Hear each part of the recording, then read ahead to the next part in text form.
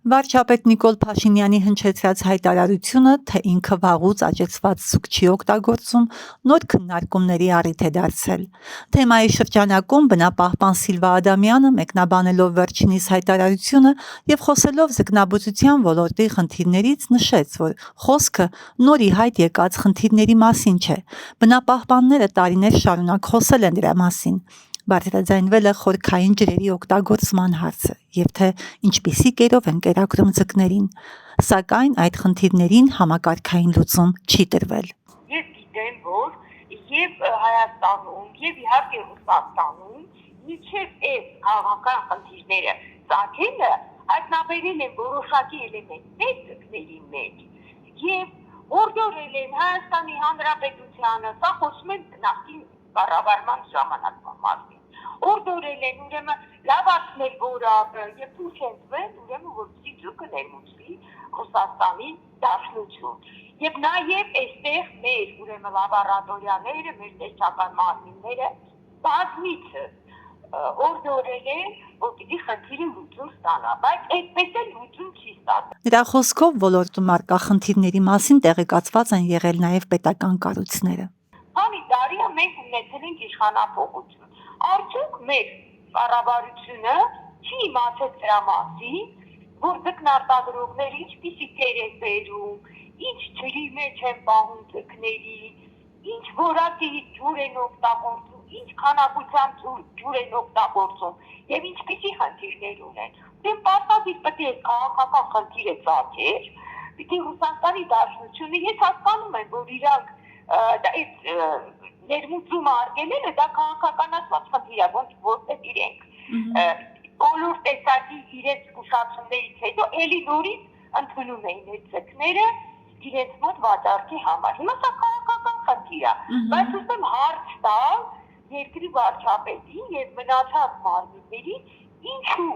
18 թվականից այսօր այս խնդրի լուծում չի տրվել, այս խնդիրը չի բարձրաձայնվել, սրա մասին ոչ մեկը չի խոսել, ուրեմն դուք նոր հիշեցիք, որ այստեղ լուրջ խնդիր ունենք, ձկի որակի հետ կապված, ջրի օգտագործման հետ կապված, կերի որակի հետ կապված, նոր պետք է հիշենք մենք սրա։ Ադամյանի գնահատմամբ վերջին տարիներին ընդունվել են օրենսդրական որոշ փոփոխություններ, սակայն ինչպես ինքն է նշում, միայն օրենքների ընդունումը բավարար չէ։ Պետք է ստուգումներ լիներ տեսչական մարմինների կողմից, պիտի պարզաբանեին այս բոլոր խնդիրները, բայց մենք չենք լսել նման բան։ Շատ ուրիշ ստուգումներ եղել է, բայց հենց ձկնաբուծության սֆերայի հետ կապված ցավոք սրտի ուրեմն խնդիրները այսպես էլ մնացել են կախված։ Անդրադառնալով վարչապետի այն դիտարկմանը, թե ձկնարտադրողները պետք է այլ շուկաներ փնտրեն, Սիլվա Ադամյանը նշում է, որ նախ անհրաժեշտ է լուծել արտադրության որակի հարցերը։ Այդ ձուկը, այդ որակով այլ շուկա կգնի, դուք գիտեք, բոլորս էլ գիտենք, բոլորս էլ արտասահմանի հետ կապ ունենք, թե արդ երկրում ինչ որակի ձկներ են կա,